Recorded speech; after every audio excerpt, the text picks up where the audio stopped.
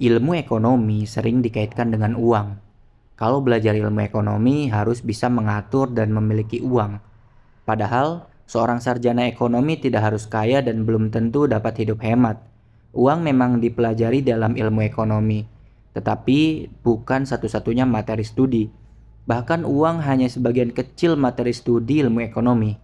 Jadi, apa yang sebenarnya dipelajari dalam ilmu ekonomi? Untuk menjawab pertanyaan tadi, kita mulai dengan pertanyaan tentang siapakah kita? Siapakah manusia? Salah satu jawaban yang paling sering kita dengar, manusia adalah makhluk yang serba terbatas. Tidak semua cita-cita atau keinginan kita dapat tercapai. Karena itu, manusia harus berani menentukan pilihannya. Keputusan dalam menentukan pilihan bukanlah pekerjaan mudah, sebab harus berdasarkan pertimbangan-pertimbangan tertentu. Karenanya, manusia perlu belajar bagaimana menentukan pilihan. Hal inilah yang dipelajari dalam ilmu ekonomi. Keterbatasan kita menyebabkan banyak hal terasa langka. Kelangkaan mencakup kuantitas, kualitas, tempat, dan waktu. Sesuatu tidak akan langka kalau jumlah yang tersedia sesuai dengan kebutuhan, berkualitas baik, tersedia di mana saja, di setiap tempat, dan kapan saja dibutuhkan bisa diakses. Udara misalnya, atau oksigen untuk pernafasan manusia. Di pedesaan yang masih hijau dan bersih, belum langka, sebab tersedia dalam jumlah yang banyak, berkualitas baik, tersedia di mana saja dan kapan saja. Karena itu, mereka yang tinggal di pedesaan tidak perlu mengeluarkan uang sepeser pun untuk memenuhi kebutuhan oksigen bagi pernapasannya. Tidak sama dengan mereka yang tinggal di wilayah Jakarta. Polusi udara yang sudah parah membuat mereka tidak leluasa lagi menghirup udara berkualitas baik dalam jumlah yang banyak, baik itu di mana saja dan kapan saja. Udara segar menjadi langka. Untuk menikmatinya diperlukanlah biaya. Dalam setiap masyarakat selalu didapati bahwa kebutuhan manusia tidak terbatas banyaknya. Manusia tidak pernah merasa puas atas apa yang telah mereka peroleh dan mereka capai. Apabila keinginan sebelumnya sudah terpenuhi, maka keinginan-keinginan yang lain akan muncul.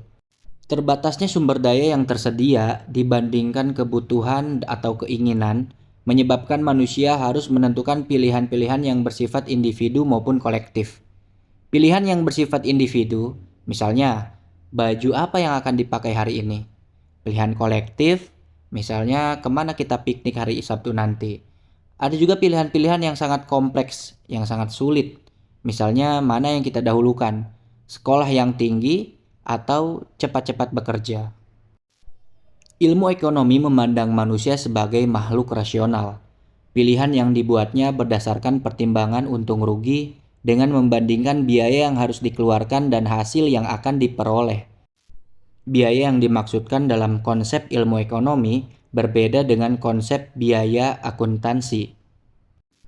Bagi seorang akuntan, biaya adalah total uang yang dikeluarkan untuk memperoleh atau menghasilkan sesuatu. Misalnya saya berbisnis jual beli mobil bekas. Di awal tahun, saya membeli sebuah mobil bekas dengan harga 70 juta. Mobil itu diperbaiki dengan biaya 10 juta. Maka total harga perolehan mobil menurut konsep akuntansi adalah 80 juta. Di akhir tahun, mobil itu terjual seharga 92 juta. Saya untung 12 juta. Tapi apakah benar demikian? Ekonom melihat dari sudut pandang yang lebih luas, yaitu alternatif penggunaan uang sebesar 80 juta jika tidak digunakan untuk membeli mobil bekas. Alternatif yang paling umum adalah menyimpannya dalam deposito berjangka. Jika bunga deposito 20% per tahun, di akhir tahun uang saya menjadi 96 juta. Jadi walau secara akuntansi saya untung 12 juta, tapi secara ekonomi rugi 4 juta. Sebab dengan mendepositokan uang saya memperoleh 4 juta lebih banyak dibandingkan jual beli mobil bekas. Nah, konsep yang saya jelaskan tadi adalah konsep biaya kesempatan atau opportunity cost, yaitu kesempatan untuk memperoleh sesuatu yang hilang karena kita telah memilih alternatif lain. Oke, sampai sini ilmu ekonomi sudah mulai dapat kita definisikan ya. Kita dapat merumuskan sebagai ilmu memilih atau study of choice, karena mempelajari perilaku manusia dalam menentukan pilihannya. Definisi yang lebih rinci, misalnya ilmu ekonomi mempelajari perilaku individu dan masyarakat dalam menentukan pilihan untuk menggunakan sumber daya yang langka dengan atau tanpa uang dalam upaya meningkatkan kualitas hidupnya.